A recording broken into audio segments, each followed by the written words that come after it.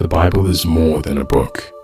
It's the unfolding story of humanity's relationship with God, spanning thousands of years, filled with promises, struggles, triumphs, and the hope of redemption.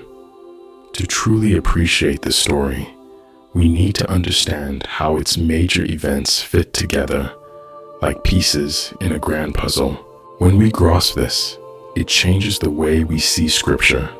It becomes more than scattered stories. It reveals a single, continuous narrative of God's interaction with His creation.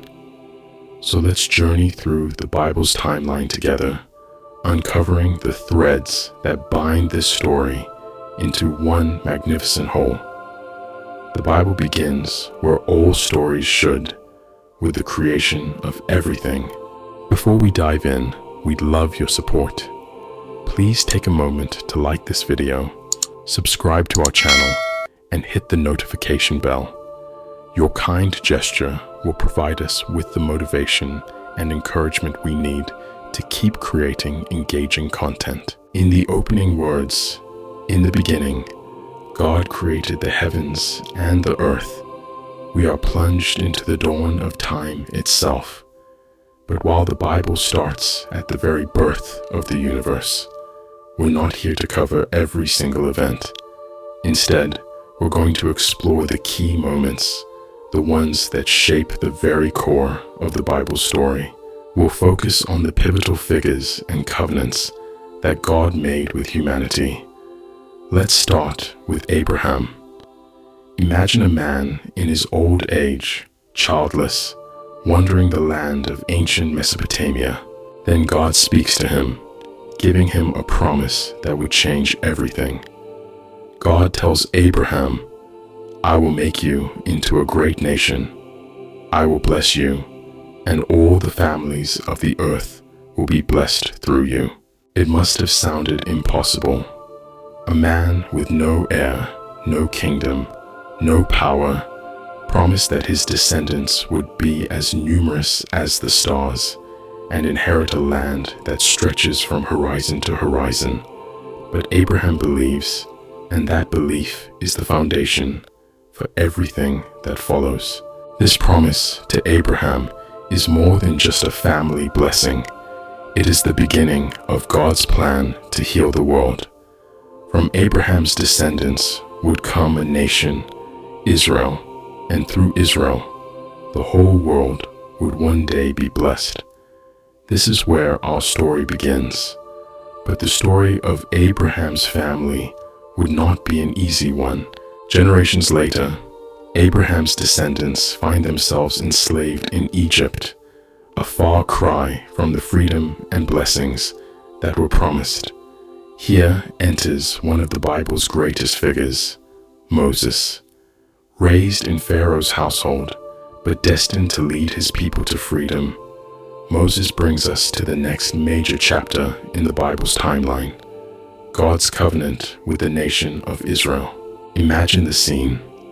An entire nation gathered at the base of a smoking, thundering mountain. God descends in fire, and the people tremble in awe. On Mount Sinai, God gives Moses the law, a set of commandments that will define his relationship with Israel. The law, with its famous 10 Commandments, is more than just a moral code. It's a covenant. God says to the people, "I will be your God, and you will be my people." He promises to protect them, to bless them. But there's a catch. They must obey his laws. This covenant marks a new chapter, not just for Israel, but for the world. The people agree, and the relationship between God and Israel is solidified in a formal agreement that would define the nation's destiny. But like all covenants, it comes with expectations.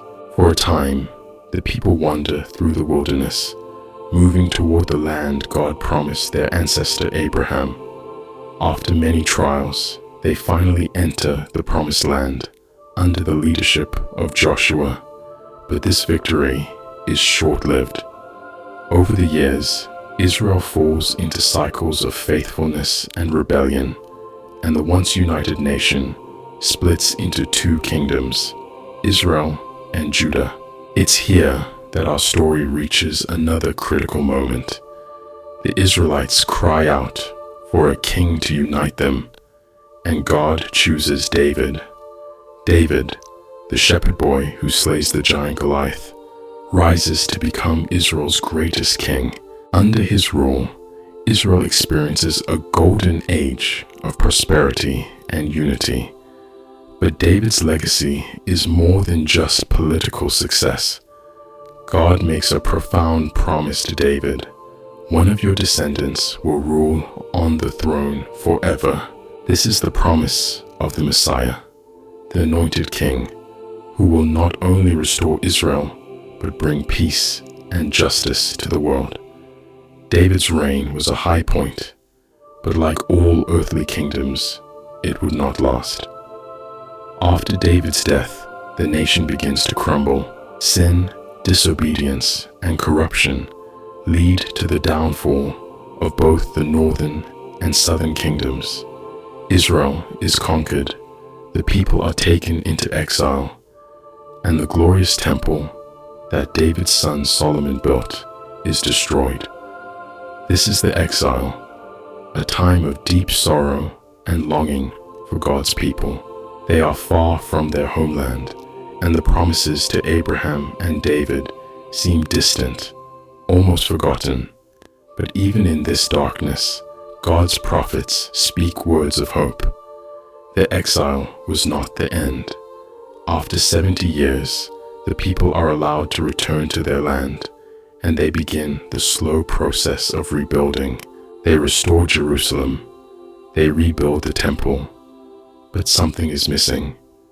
The glory of the past is gone, and they are left waiting for the Messiah, the King who was promised to David.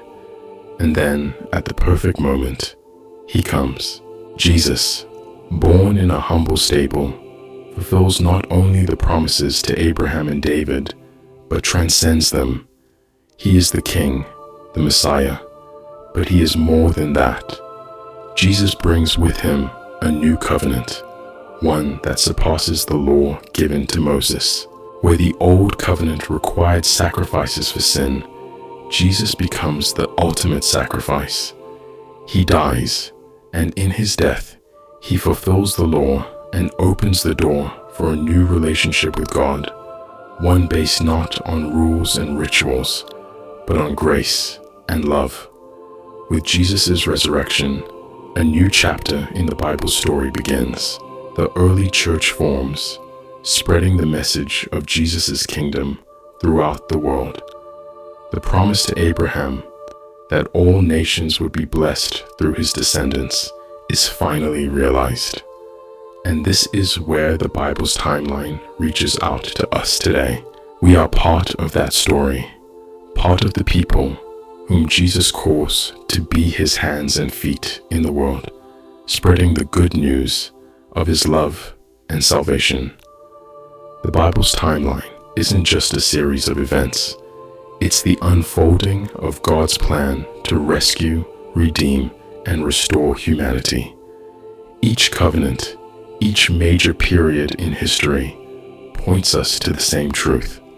God is faithful, and his promises never fail.